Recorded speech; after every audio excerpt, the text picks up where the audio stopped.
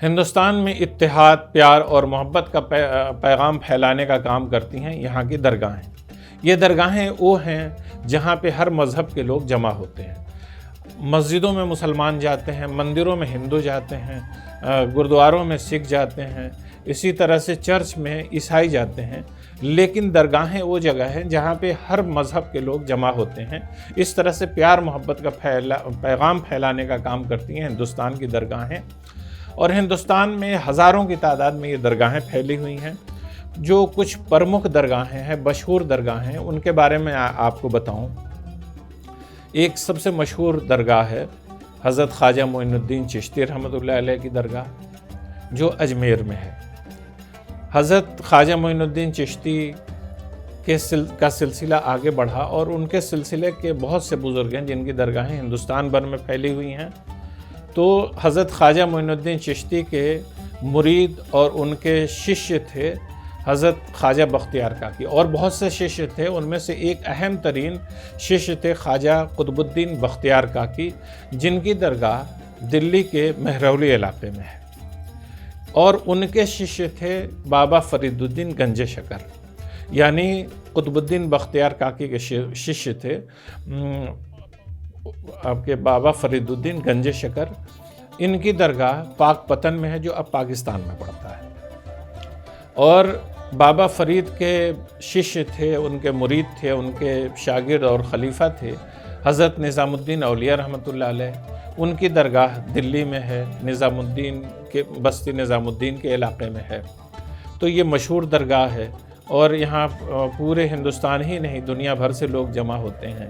اسی طرح سے حضرت نظام الدین اولیاء کے مرید اور خلیفہ، ان کے ششیہ تھے، بہت سے تھے، ان میں ایک اہم ترین ششیہ تھے حضرت نصیر الدین چراغ دہلوی رحمۃ اللہ علیہ۔ نصیر الدین چراغ دہلی کی درگاہ دلی کے چراغ دلی علاقے میں ہے، اور یہ بھی مشہور درگاہ ہے، اور یہاں بھی عرس ہوتا ہے، اور دنیا بھر سے لوگ جمع ہوتے ہیں۔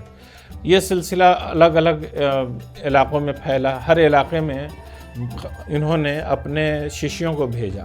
حضرت نظام الدین اولیاء نے پورے ہندوستان میں اپنے خلیفہ، اپنے ششیہ، اپنے مریدوں کو بھیجا، تاکہ ان کا پیغام ہر جگہ پہنچ جائے، اور وہ بڑے پیمانے پہ سوشل ورک بھی کیا کرتے تھے۔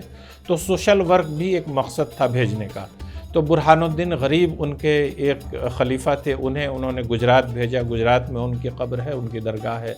اسی طرح سے اس سلسلے کے ایک بزرگ اسی سلسلے کے، یعنی ڈائریکٹ ان کے مرید نہیں تھے، انڈائریکٹ ان کے سلسلے سے تعلق رکھتے ہیں، خواجہ بندہ نواز گیسو دراز رحمۃ اللہ علیہ۔ ان کی درگاہ گلبرگہ میں ہے، اور بہت مشہور ہے، ساؤتھ انڈیا کی سب سے مشہور درگاہوں میں سے ایک ہے۔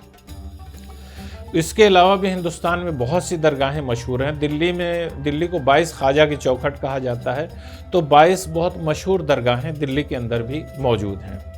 لیکن اس کے علاوہ بھی آپ ہندوستان میں جائیں تو مختلف علاقوں میں الگ الگ سلسلوں کی درگاہیں ہیں اور بزرگوں کی درگاہیں ہیں۔ جیسے بنگال میں علاء الحق پانڈوی رحمۃ اللہ علیہ کی درگاہ ہے، جو مالدہ ضلع میں ہے۔ اسی طرح سے بہار میں حضرت شیخ شرف الدین یحییٰ منیری رحمۃ اللہ علیہ کی درگاہ ہے، جو بہار کے مقام پر واقع ہے، جسے اب بہار شریف کہا جاتا ہے۔ یہ نالندہ ضلع میں ہے۔